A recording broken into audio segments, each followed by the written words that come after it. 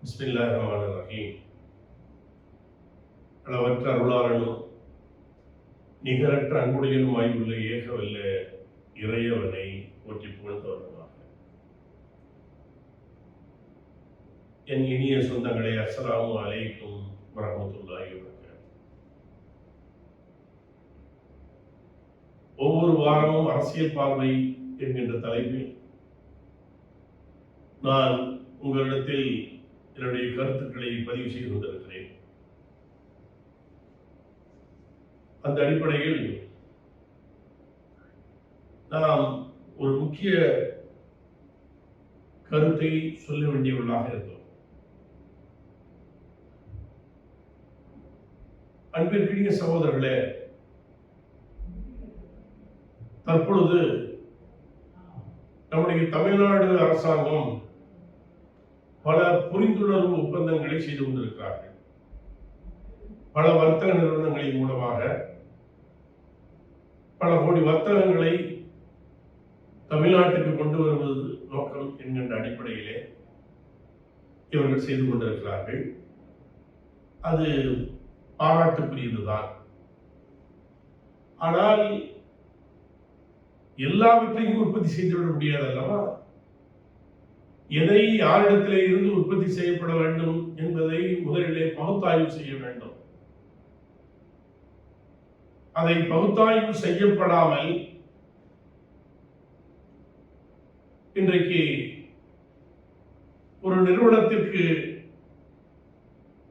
அதாவது இஸ்ரேலிய ஒரு நிறுவனத்தோடு நம்முடைய இந்திய நிறுவனம் ஒரு புரிந்துணர்வு ஒப்பந்தத்தை செய்து அவர்கள்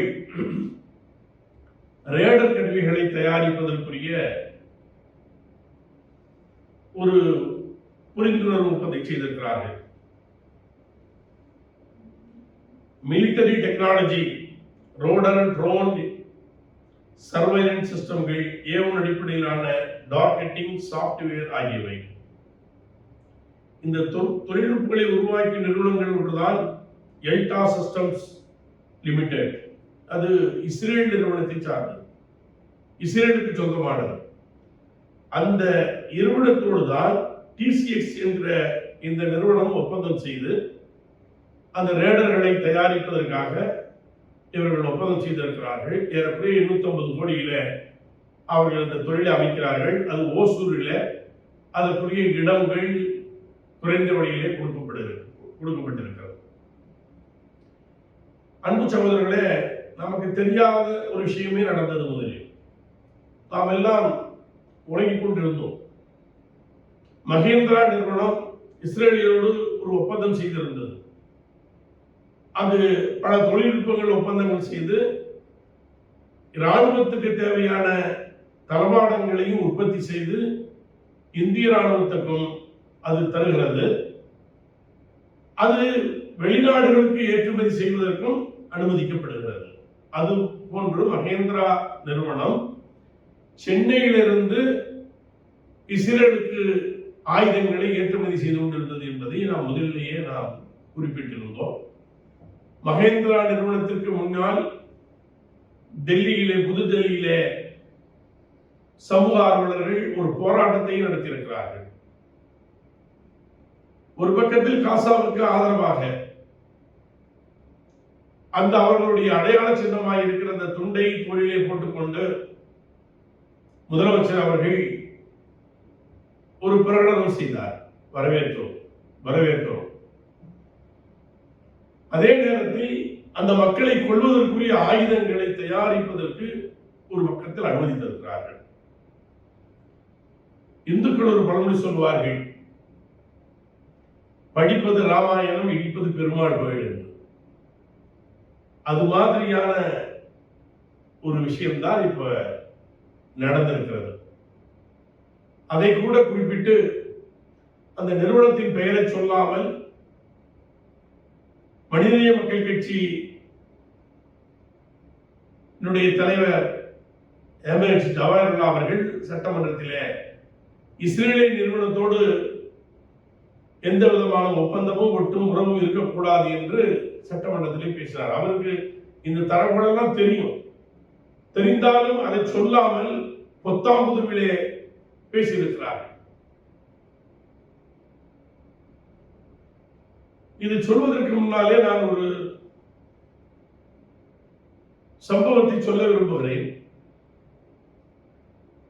ராகுல் சர்புத்யாயன் என்று உத்தரப்பிரதேசத்தில் பிறந்த ஒரு அறிஞர், எழுத்தாளர், கல்வியாளர், சிந்தனையாளர். அவர் பார்ப்பன மேல்குடியிலே பிறந்தவர். அவர் மேல்குடியிலே பிறந்தாலும் சமத்துவத்தை விரும்பினார். அவர் வெளிநாடுகளுக்கும் உள்நாடுகளிலும் பயணம் செய்வதை விரும்புவார். அவருடைய ஒரு சரித்திர புகழ்பெற்ற ஒரு புதினம் தான் வாழ்காவிலிருந்து கங்கை வரை என்கிற ஒரு புதினம். அவர் பிராமண குலத்திலே பிறந்திருந்தாலும் அவர் நாடோடியாக போகிற நேரத்தில் அவர் புத்த மதத்தை ஏற்றுக்கொள்கிறார். புத்த மதத்தை ஏற்றுக்கொண்டு புத்த மதத்துடைய பிட்சுவாகவே மாறுகிறார். அதற்கு பிறகு புத்த தேவாலயங்களிலே சென்று அங்கே இறைவனை தேடுகிறார். அவருக்கு அங்கே ஏமாற்றம் மிஞ்சியதால் பிறகு அவர் கம்யூனிஸ்டாக மாறுகிறார். அவர் கம்யூனிஸ்டாக மாறித்தான் இந்த புத்தகத்தை எழுதுகிறார். அதுக்காக சாகித்ய அகாடமி விருதும் பத்மபூஷன் விருதையும் பெற்றிருக்கிறார். அவர் சொல்லுகிறார், இந்திரன் என்பவர் யார் என்பதை சொல்லுகிறார். இந்திரன் என்றால் யார் என்பதை அவருடைய நடையிலேயே சொல்லுகிறார். என்னென்றால், முதலில் ஒரு கூட்டத்தார், அப்பொழுது கோத்திரமாகத்தான் மக்கள் வாழ்ந்தார்கள். அப்போ ஒரு கூட்டத்தார் எப்பொழுதுமே இன்னொரு கூட்டத்தில் தோற்றுக்கொண்டே இருப்பார்கள். அவர் நடிப்பார்கள், வந்து எல்லாம் பறிச்சுட்டு போயிடுவாங்க. ஆனால் அந்த கூட்டத்தில் ஒருவன் வருகிறான், ஒரு தளபதி. அவன் வந்த பிறகு நடக்கிற அந்த யுத்தத்தில், அவர்களுக்குள் நடக்கிற அந்த குழுச்சண்டையில் இவர்கள் வெற்றி பெறுகிறார்கள். அவன் பெயர் தான் இந்திரன். வெற்றி பெறுகிறார்கள். அந்த வெற்றியை தொடர்ச்சியாக வைத்துக் கொண்டிருக்கிறார்கள். பிறகு அவன் இறந்து விடுகிறான். இறந்த பிறகு இந்த குழுவினர் யோசிக்கிறார்கள், இந்திரன் இறந்தது நம் குழுவுக்கு மட்டும்தான் தெரியும். அவர்களுக்கு தெரிந்தால், எதிர்குழுவிற்கு தெரிந்தால், அவர்கள் மீண்டும் வந்து நம்மை ஆக்கிரமிப்பார்கள், நம்மிடத்தில் யுத்தம் தொடுப்பார்கள். ஆகவே இது தெரியக்கூடாது.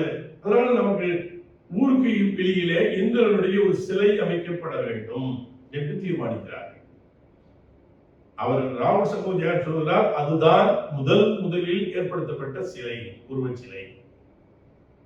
அந்த உருவச்சிலை அவர்கள் தங்களுக்கு அடையாளமாக இந்த ஊரை காப்பாற்றுவார் என்கிற நம்பிக்கையை அவர்கள் வைக்கிறார்கள். அது ஆரம்பத்தில் அவரை கௌரவிப்பதற்காக வைத்தது. அதற்கு பிறகு அதுதான் அவர்களுக்கு வணக்கத்தலமாக மாறுகிறது. தந்தை பெரியார் கூட அவருக்கு சிலை வைக்க வேண்டாம் என்கிறார்.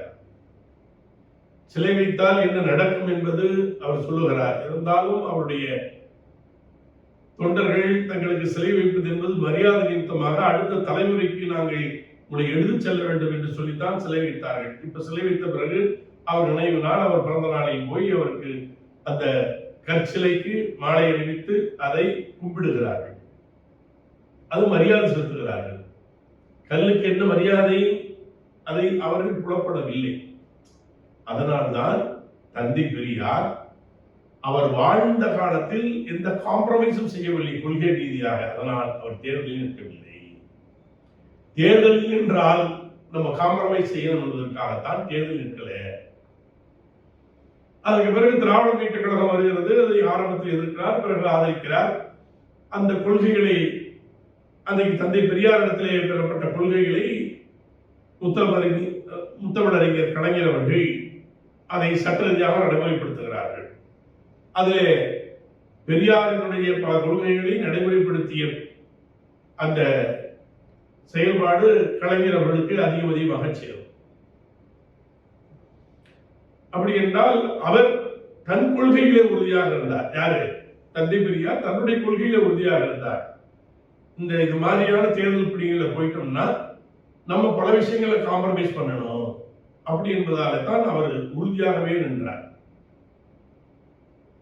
இன்றைக்கு தமிழ்நாடு முஸ்லிம் முன்னேற்ற கழகமாக இருக்கிற நேரத்தில் இருந்த அந்த உறுதிப்பாடு, அந்த வேகம், அந்த போராட்ட உணர்வுகள் மங்கிவிட்டன. அடுத்த 2026 தேர்தலிலே நமக்கு எத்தனை இருக்கைகள் தருவார்கள், அதை அதிகப்படுத்த வேண்டும் என்கிற எண்ணம் மிகுதியாக இருப்பதாலே இந்த நிறுவனத்தினுடைய பெயரை சுட்டிக்காட்டாமல், இந்த நிறுவனம் இங்கே அமைத்திருக்கிறது தவறு என்று சொல்லாமல் செய்துவிடக் கூடாது என்று ஜவஹர்லால் அவர்கள் சட்டமன்றத்தில் பேசுகிறார். இதுதான் காம்ப்ரமைஸ். இப்ப தமிழ்நாடு அரசாங்கம் ஒரு பக்கம் இப்ப காசாவுக்கு எதிராக காசாவை வரவேற்று அந்த போர் நிறுத்தத்துக்கு வரவேற்று செய்யக்கூடிய பல விஷயங்கள் இருக்கிறது, வரவேற்கிறோம். ஆனால் மனித அந்த மக்களை கொன்றான கொடியவன் இஸ்ரேல், அதற்கு ஆயுதங்கள் இங்கிருந்து அனுப்பப்பட்டனவே, அதுபோன்ற ஒரு நிறுவனம் தான் இன்றைக்கு ராடர் உற்பத்தியில் ஈடுபட்டிருக்கிறார்கள்.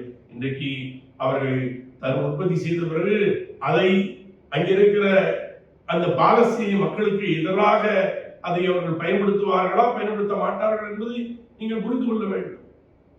ஆகவே உடனடியாக நாம் கோருவது, இந்த நிறுவனத்திற்குடைய ஒப்பந்தங்கள் தடுத்து நிறுத்தப்பட வேண்டும். அதாவது ஒரு அநீதியின் மூலமாக, ஒரு தீயவற்றின் மூலமாக நல்ல விஷயம் செய்ய முடியாது. ஆகவேதான் நான் அந்த நிறுவனத்துக்கு நீங்கள் கொடுத்திருக்கிற அந்த ஒப்பந்தங்களை ரத்து செய்து அந்த நிறுவனங்கள் வேறு எங்கு வேண்டுமானாலும் செல்லட்டும். பல நிறுவனங்களை நாம் போட்டு விட்டிருக்கிறோம். கூகுள் நிறுவனம் இங்கே அமைத்திருக்கலாம், ஆந்திராக்காரர்கள் உறுதி கொண்டார்கள். அப்ப இது போன்ற பல அந்த நிறுவனங்களில் இது ஒன்றாக இருக்கட்டும். அந்த மக்களுக்கு துரோகம் செய்கிற ஒரு நிறுவனத்திற்கு நாம் அனுமதி இருந்தோம் என்கிற அவப்பெயர் தமிழ்நாடு அரசாங்கத்திற்கு வந்துவிடக் கூடாது என்பதை நாம் இங்கே தெளிவுபடுத்த விரும்புகிறேன். ஒரு பக்கம் நீங்கள் முஸ்லிம்களுடைய நண்பர்களாக நடித்துக் கொள்கிறீர்கள், ஆனால் மறுபக்கம் அவர்களுடைய உணர்வுகளுக்கும் அவர்களுடைய உரிமைகளுக்கும் வேட்டு வைக்கிற செயல்களை நீங்கள் செய்து கொண்டிருக்கிறீர்கள். இது 2026 தேர்தல் வருகிறது. உங்களுக்கு எதிரான போட்டியாளர்களாக முஸ்லிம்கள் யாரை ஆதரிப்பார்கள்? நம்மை மட்டும்தானே ஆதரித்தாக வேண்டும் என்ற நிலையிலே நீங்கள் இருக்கலாம். ஆனால் இப்படிப்பட்ட துரோகங்களை சகித்துக் கொள்ள முடியாது. ஒழுங்கான எதிர்கட்சிகள் சரியாக செயல்படாவிட்டால், ஒழுங்காக அமையாவிட்டால், நீங்கள் அதை அந்த லாபத்தை நீங்கள் சம்பாதிக்க முடியும். ஆனால் இன்றைக்கு சூழல்கள் மாறுகிற ஒரு நிலை இருப்பது என்பதையும் திமுக உணர வேண்டும். ஆகவே காசா மக்களுக்கு எதிராக, பாலஸ்தீனத்திற்கு எதிரான, ஜனநாயகத்திற்கு எதிரான, அங்கே இருக்கிற பாலஸ்தீன உரிமை போராளிகளுக்கு எதிரான இந்த உற்பத்தி நிறுவனத்தை தமிழ்நாடு அரசு தடுத்து நிறுத்த வேண்டும் என்பதை இந்த காணொலியின் மூலமாக நான் தெரிவித்துக் கொள்ள விரும்புகிறேன். அன்பு சகோதரர்களே, நாம்